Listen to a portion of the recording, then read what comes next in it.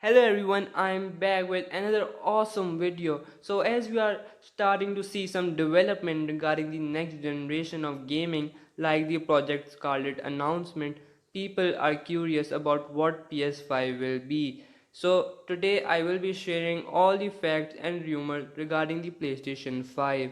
So starting off with the facts, we even don't know whether Sony will name it PS5 or anything else, and its development started in 2015, 4 years ago, and it is clear that there is no chance of its release before April 2020.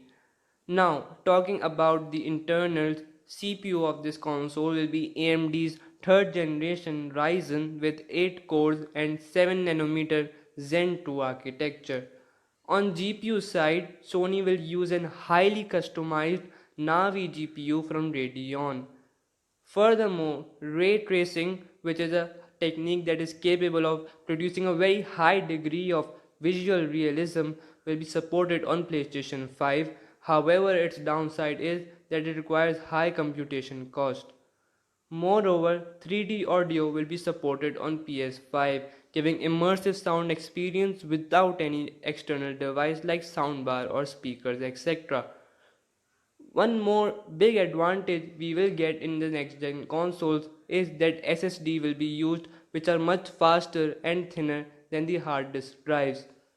Some other good features of PS5 include backwards compatibility with PS4 titles, online gaming with PS4 players, and support for current PSVR and its games. PS5 will also support 8K resolution and will provide 4K gaming at a refresh rate of 120 Hz. Now, let's talk about the rumors regarding the PlayStation 5. Firstly, it is expected to launch in November 2020, just like the Project Scarlet. Furthermore, let's talk about some specs that are not yet confirmed. Starting with RAM, it is expected to be between 16 to 24 gigabytes and will probably be GDDR6.